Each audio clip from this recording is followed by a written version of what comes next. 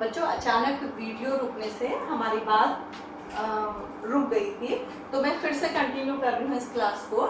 हम लोग 6 पॉइंट में थे कि पत्र में, इस तरह के पत्रों में, जैसे औपचारिक पत्र में समापन की कोई सूचना नहीं होती, लेकिन अनौपचारिक पत्र लिखते समय हम लास्ट में लिखते हैं कि अब हम पत्र को समाप्त करने जा रहे हैं। या इसका कारण भी बताते हैं कि जैसे मान लीजिए कोई छात्र लिख रहा है पत्र को, वो लिखेगा कि अब मेरी पढ़ाई का समय हो गया है, इसलिए मैं पत्र को क्या कर रहा हूँ, समाप्त कर रहा हूँ। ठीक है, तो इस तरह से समापन की सूचना देना भी जरूरी होता है। फिर लेखक का नाम, किसने ये पत्र लिखा है, इसका नाम भी नीचे लिखा रहता है। नाम के लिए मैंने आपको विशेष तौर पर बताया है कि घर से हम सही में पत्र लिख रहे हो तो अपना नाम लिखा जाएगा, लेकिन विद्यालय में, कॉपी में या परीक्षा में जब हम पत्र लिखते हैं तो अपना नाम नहीं लिखते हैं, क ख ग लिखते हैं। उसके लिए मैंने आपको बताया था, कारण बताया है कि हम बोर्ड एग्जाम के लिए बच्चों को प्रैक्टिस कराते हैं कि अपना नाम नहीं लिखना है, क्योंकि बोर्ड की कॉपी में नाम नहीं होता है, तो आप क ख ग लिखेंगे। और बच्चों ये पत्र सभी फॉर्मेट एक सा होता है, लेकिन पत्रों का विषय कहीं भी समान नहीं होता है। विषय के अकॉर्डिंग ये पत्र लिखे जाते हैं। कोई पत्र बड़ा होता है, कोई पत्र छोटा होता है। मान लीजिए आप अपने छोटे भाई को वृक्षों का महत्व बताते हुए पत्र लिख रहे हैं, या कंप्यूटर के लाभ या हानि लिखते हुए पत्र लिख रहे हैं, तो वो अलग अलग पत्र होते हैं। दूसरा, इस पत्र में मान लीजिए हम किसी भी रिश्तेदार को पत्र लिख रहे हैं, अपनी मौसी को पत्र लिख रहे हैं या अपने चाचा को पत्र लिख रहे हैं, तो उनके घर के अन्य सदस्यों के बारे में भी बातें की जाती हैं या उनको अभिवादन किया जाता है। मान लीजिए आप हॉस्टल से पत्र लिख रहे हैं, अपनी माँ के नाम पत्र लिख रहे हैं, तो आप पिताजी के बारे में भी लिखेंगे, दादाजी के बारे में भी लिखेंगे, अपने छोटे भाई बहनों के बारे में भी लिखेंगे, उनके लिए संबोधन और उनकी कुशल पूछने की भी बात लिखेंगे। तो ये आपके फीचर्स हो गए जो आपके अनौपचारिक पत्र में होने चाहिए। ठीक है बच्चों, तो हमने जाना कि अनौपचारिक पत्र, मैंने आपको बताया कि आज अनौपचारिक पत्र उनका अत्यधिक महत्व नहीं है, लेकिन चूंकि हमें परीक्षा के लिए ये पत्र पढ़ने हैं, इसलिए हमें इन्हें आसानी से लिखना सीखना है। अब जैसे मैंने आपको अनौपचारिक पत्र में बताया था कि उसके फॉर्मेट में 5 पॉइंट होते हैं, तो इसमें बच्चों में आपको बताऊंगी कि कितने पॉइंट होते हैं और उनको लिखना जरूरी होता है ताकि हमारे पूरे नंबर आए। तो इसमें सबसे पहले होता है आप अपना पता, ये सबसे पहला पॉइंट है, और शहर का नाम। अपना सही पता, जैसे मकान नंबर, गली नंबर, या अपनी शादी में रहते हैं वो, और लखनऊ महानगर, अपना पता लिखते हैं इसमें, तो वो जरूरी होता है। आपने देखा था कि औपचारिक पत्र में ऐसा नहीं होता, तो ये पहला फीचर है इसके प्रारूप का।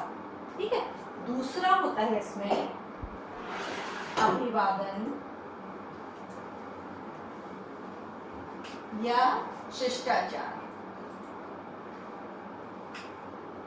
ये बहुत जरूरी है कि आप किसको संबोधित कर रहे हैं, उसको कैसे करेंगे और उसको क्या कहेंगे। किसी को नमस्ते कहेंगे, किसी को प्यार कहेंगे, किसी को जैसे पूजनीय माताजी, चरण स्पर्श, इस तरह के शब्दों का प्रयोग किया जाता है। ठीक है, फिर इसमें जो आपका तीसरा था उसमें विषय, वो इसमें नहीं होता है।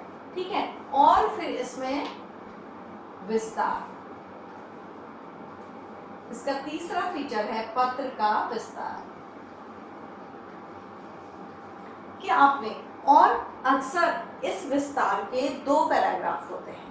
पहले में आपको घर के लोगों के बारे में पूछेंगे, या अपनी पढ़ाई के बारे में बताएंगे, या अपने शहर के बारे में बताएंगे, इस तरह की बातें। और दूसरे में आप किस लिए पत्र लिख रहे हैं उसको क्लियर करेंगे, क्यों पत्र लिख रहे हैं, कुछ आपको मंगाना है, या कुछ आपको अपने अच्छे रिजल्ट के बारे में बताना है, अपनी नौकरी की सूचना देनी है, वो बताएंगे। तो अक्सर इसमें 2 पैराग्राफ होते हैं। ठीक है, फिर आपको चौथा होता है इसमें अपना नाम, और नाम के साथ भी शिष्टाचार या उसका प्रयोग किया जाता है, जैसे आपका पुत्र, आपका बेटा, आपका मित्र, इस तरह के शब्दों का प्रयोग किया जाता है।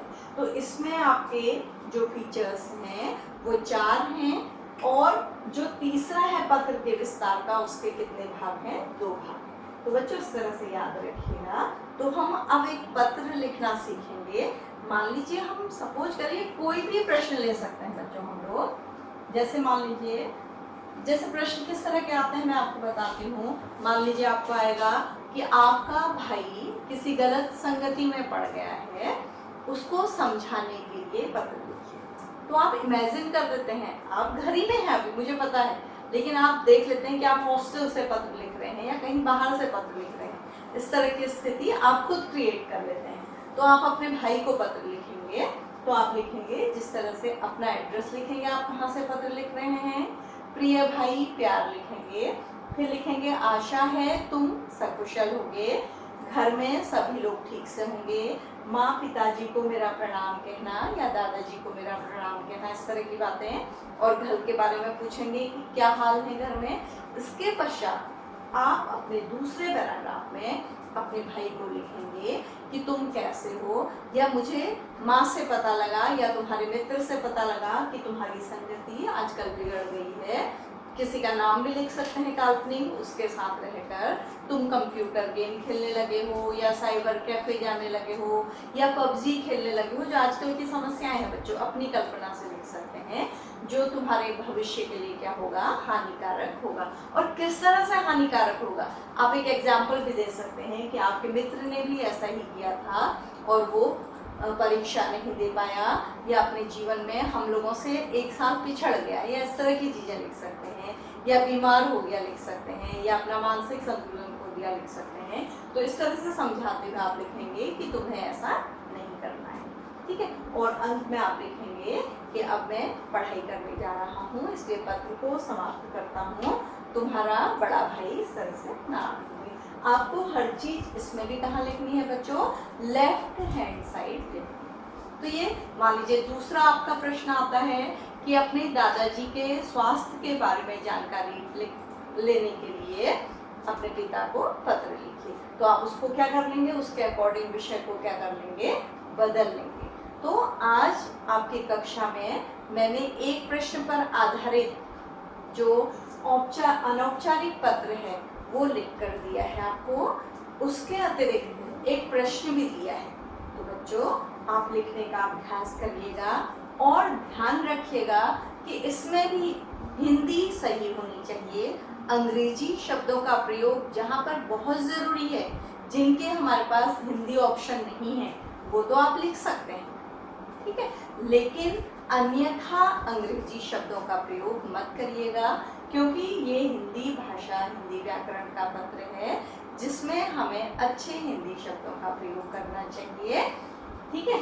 और इसी तरह से आप प्रैक्टिस करके इन पत्रों को सीख सकते हैं और परीक्षा में पूरे 5 नंबर ला सकते हैं। तो बच्चों कक्षा में देखिएगा, आपको जो पत्र दिया है उसे आपको कॉपी करना होगा, लिख कर दिया है, और दूसरा आपको एक प्रश्न दिया है, उसे आपको अपने आप से लिखना होगा। और इसी तरह से जो आपके परीक्षा में भी आते हैं क्रिएटिव सब्जेक्ट, जैसे जो चल रहा है, मान लीजिए अभी कोविड-19 महामारी के बारे में अपने भाई को समझाते हुए पत्र लिखिए। तो उसमें आप क्या क्या लिखेंगे कि मान लीजिए वो आपके घर से बाहर है, लॉकडाउन में कहीं फंस गया है, तो वो किस तरह से अपना मानसिक संतुलन बनाए रखेगा, कोविड-19 के लिए किन किन नियमों का पालन करेगा, और उन नियमों का पालन करते हुए भी वो अपनी पढ़ाई जारी रखेगा। इस तरह की बातें आप लिख सकते हैं। या आप कहीं बाहर जॉब में हैं, वहाँ से आप अपने परिवार को पत्र लिख रहे हैं, तो उन लोगों को इस सिचुएशन में किस तरह से,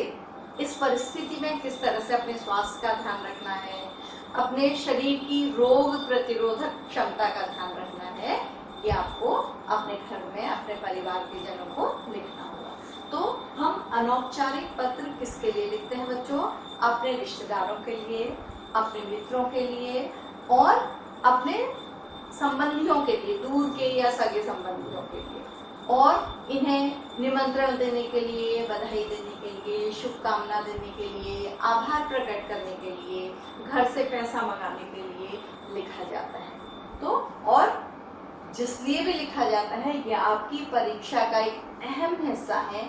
आपको 5 नंबर आते हैं इसमें, इसलिए भी आपको ये पत्र सीखना है। तो बच्चों हमारी कक्षा आज यहीं पर समाप्त होती है। उम्मीद है आपको ये दोनों तरह के पत्र आ गए होंगे और आप इनको लिखना भी सीखें।